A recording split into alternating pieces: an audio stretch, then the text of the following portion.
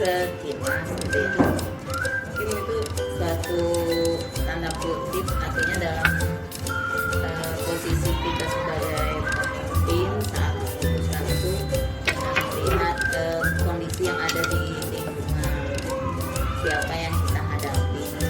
Nah, seperti saya di sini, guru itu ada yang senior, ada yang selevel mungkin usianya dengan saya, ada yang di bawah saya gitu kan.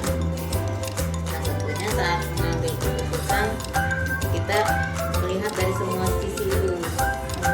Kalau yang senior kita hadapi seperti apa, yang seusia dengan kita seperti apa, dan yang di bawah kita seperti apa.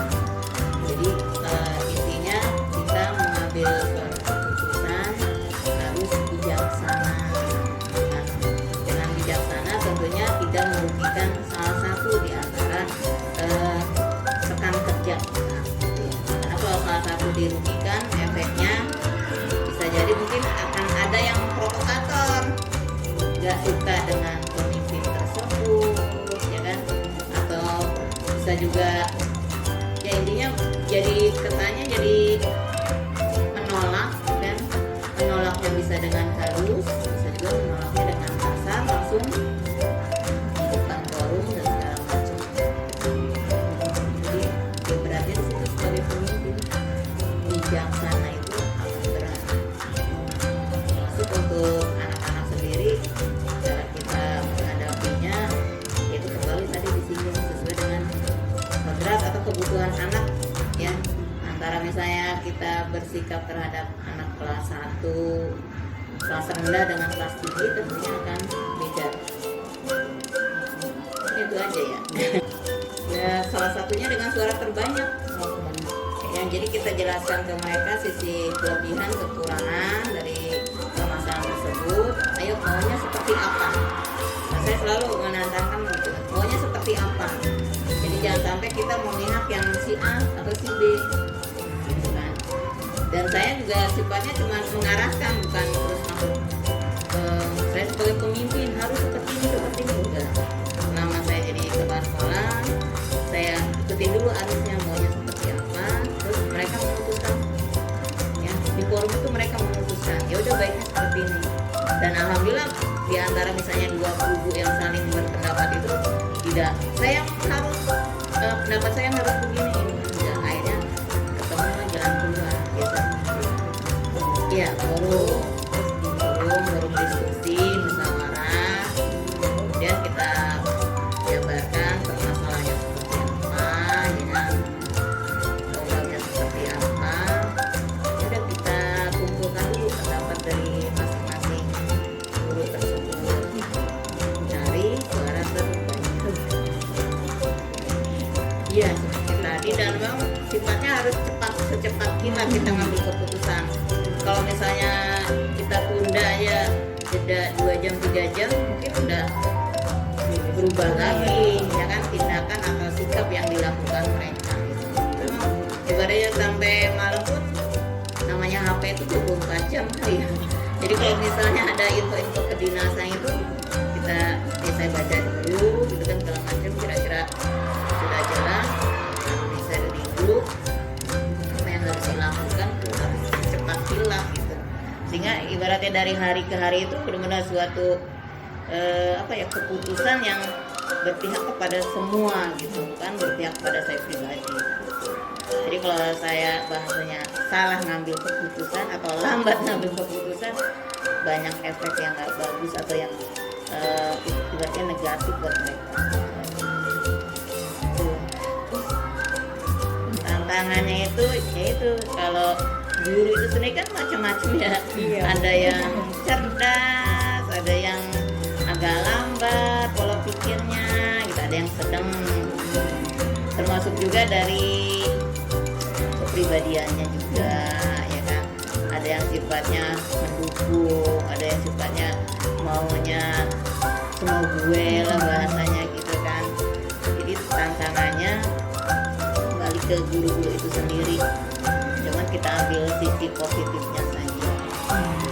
Jadi kalau si A, si B, jadi kasarnya saat pemimpin itu, saya baru mutasi ke sini ya seminggu seminggu 2 minggu saya masih meraba-raba si A, si B, si C gitu ya. Tapi selang sebulan sudah paham, oh si A ini seperti ini. Sama juga kayak guru ketika masuk ke kelas 30 siswa mungkin harus paham gitu ya dengan sifat masing-masing, mulai latar belakang segala macam. Tapi lewat pendekatan dan kebijaksanaan akhirnya mereka luluh, dan yang tadinya mungkin kontra dengan saya jadi bukannya nurut ya, jadi menghormati, siap menerima keputusan. Ya tentu ada target misalnya kan suka ada jeda tanggal ya, tanggal sekian harus selesai misalnya, berarti di tengah-tengah harus ya sebelumnya paling tidak seminggu sebelum dari yang deadline kita sudah programkan tanggal sekian harus selesai. Jadi kita berarti misalnya saya dengan bendahara, tanggal sekian sudah harus selesai laporan input RKS-nya misalnya gitu ya. Jadi jangan sampai mentok di tanggal terakhir deadline baru selesai. Biasanya sekolahnya juga bahasanya di obrak-abrik juga nih, belum selesai gitu. Jadi saling ya. Dia tentunya adanya wakasek. Wakasek itu sangat membantu untuk mengambil keputusan, untuk menyampaikan juga kepada rekan-rekan. Di sini kan alhamdulillah wakasek ada 2 ya. Jadi ya saya gunakan wakasek tersebut untuk tugas.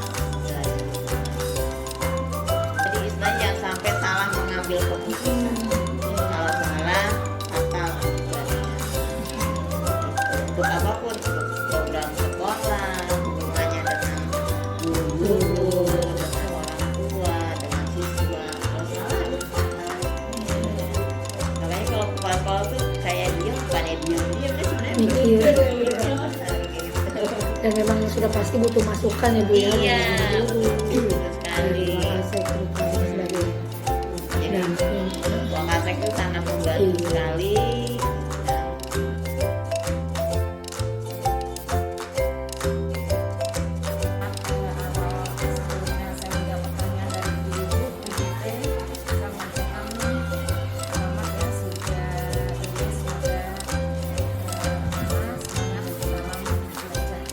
Amin. Oke, pertanyaan yang pertama, bagaimana mengidentifikasi persoalan Tentang dilema. Oke, baik ya. Kalau mengidentifikasi itu ya, kalau kita lihat secara bahasa buku itu banyak ya dari narasumber ya, tapi berdasarkan pengalaman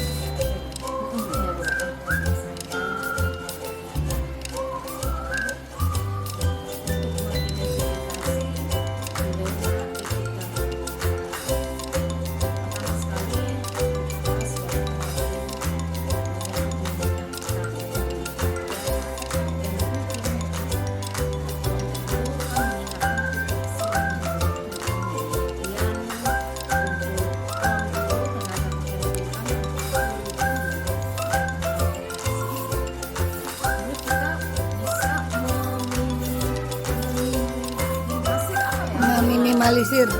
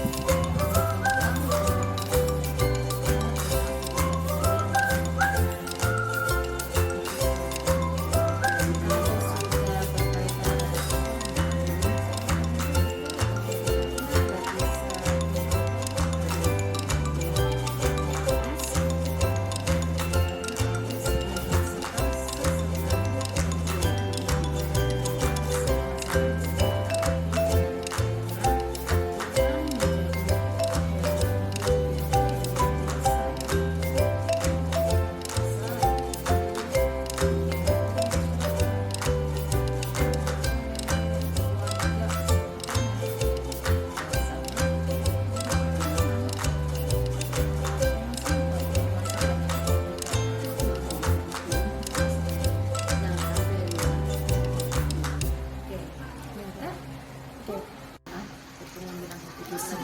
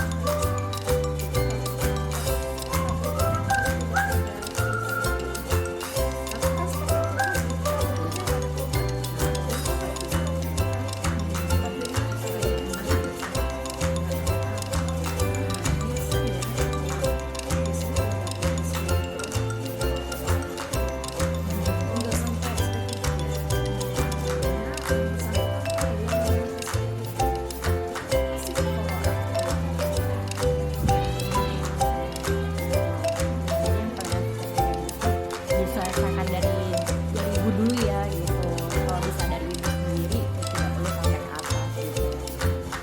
Lalu Tidak banyak permasalahan yang sangat potong juga lebih kepada hal-hal yang tidak prinsip banget ya, tetapi itu tetap aja tantangan ya. Nah, kenapa